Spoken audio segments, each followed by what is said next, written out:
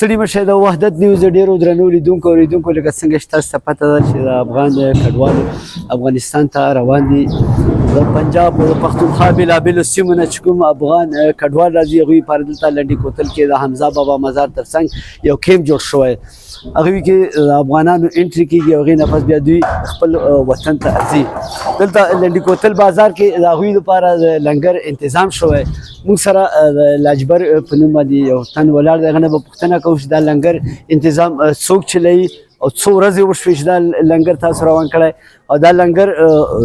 څو ټیمه ورکوئ او څومره افغانانو ته ورکوئ جی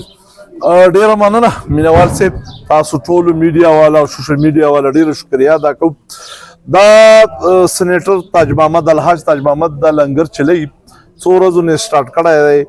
دا مونږ سهار غربه هم روټۍ ول ورکوو ماښام یې ول ورکوو تقریبا ټوټل 50 پورې چاولو دیږي دواړو ټیم برابرېږي او ترکاري مو له پخو کله 300 ډبي کله 1000 ډبي جوړ شي غرمې له خپل ترکاري او روټۍ او دا ول ورکوو بیا داسې لږ اوس دا بسکټ دي دا حیات برادر وروړي مختلف خلک هم داسې پکې ټکه ټوکه لګاغه وکړه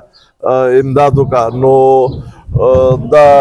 او څویمه ورځ نه دی لنګر دا لسمه ورځ ده لسمه ورځ او آیا دا به څومره هغه ته رسي یاره موږ په خیال باندې تقریبا داسې 10-12 هزار افغانیانو ته په دواړو ټیم باندې رسي خو افغانیان وجه دا ده چې 20-25 هزار دي وایي تاج محمد غوندې سرمایهدار چې په دې علاقه کې سلګونه خلک موجود دي باید چې هغه او نور تنظیمونه دې میدان ته راوځي او دې افغانانو سره مدد یقینا چې څنګه لاجبر سي دا خبره وکړه دلته په لنډي کوتل کې یا خیبر کې کلم چې داسې کومه یو پیښه راشي یا افغانانو ته کوم مشکل راشي یا دلته مقامي خلکو ته نو په هغې کې د الحاج تاج محمد کوم چې پخوانی سناتور دی هغوی خاندان او د هغوی کورنۍ یو ډېر لوی کردار دی هغوی په هره بده پیښه کې هغوی د خپلو عوامو تر څنګ ولاړ دي جی